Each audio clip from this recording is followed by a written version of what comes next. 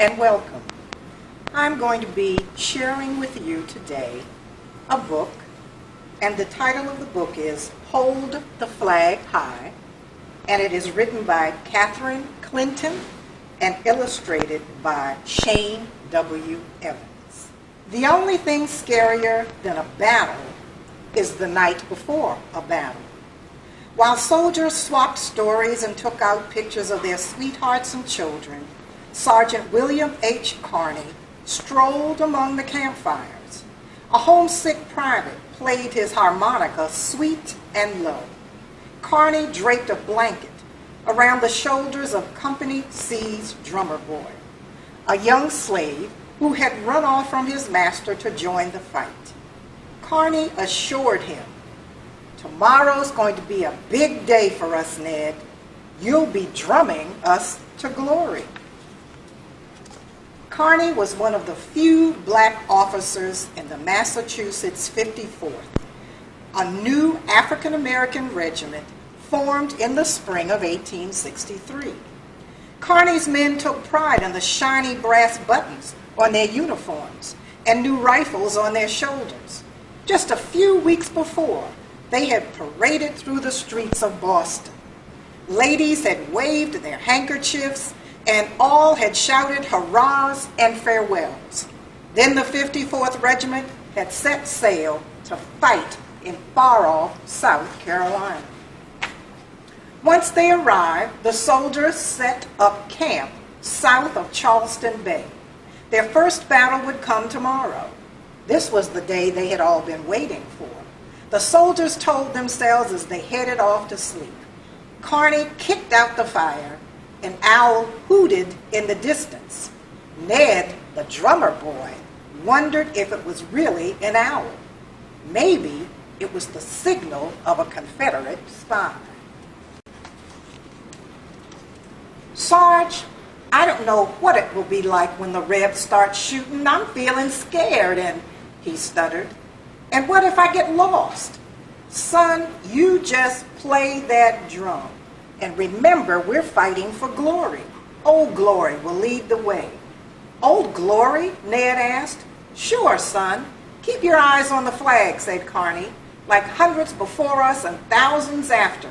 Just follow those stars and stripes, and you can't go wrong." "I can't go wrong," Ned murmured as Carney tucked him into his bedroll. Then the sergeant said a little prayer, hoping that it would be true.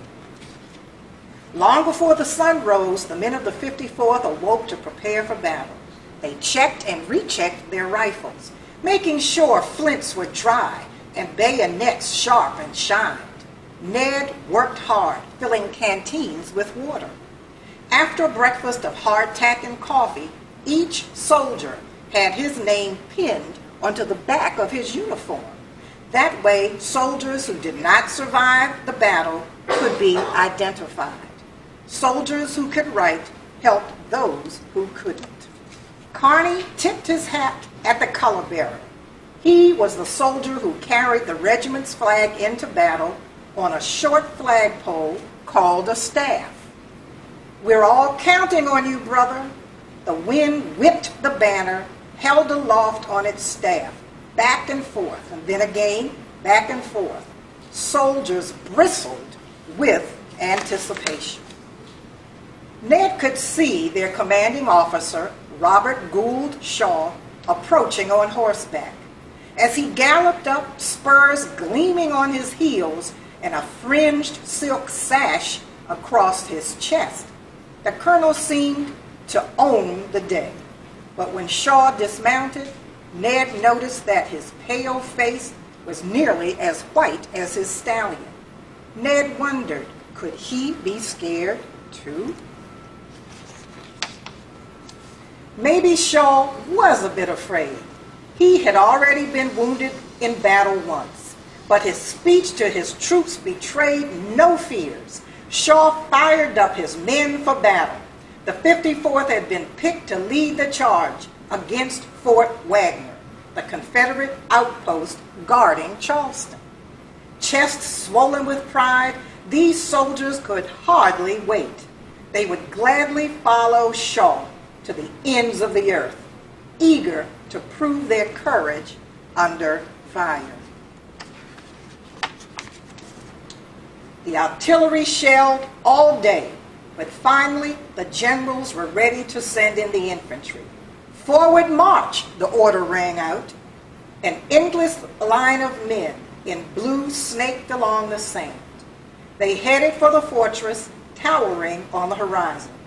Ned solemnly drummed out the beat, footfalls and drumsticks in syncopation. He glanced at the flag snapping in the stiff breeze. The gulls gently swooped as waves lapped the shore.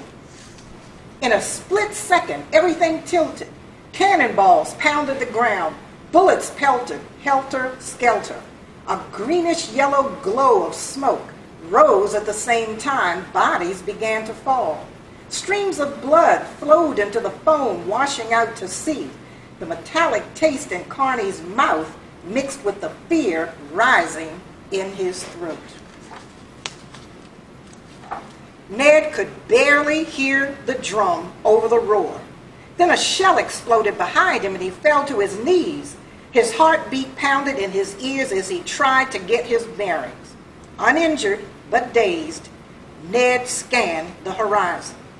Far above he could see Colonel Shaw lit by the firelight from exploding shells.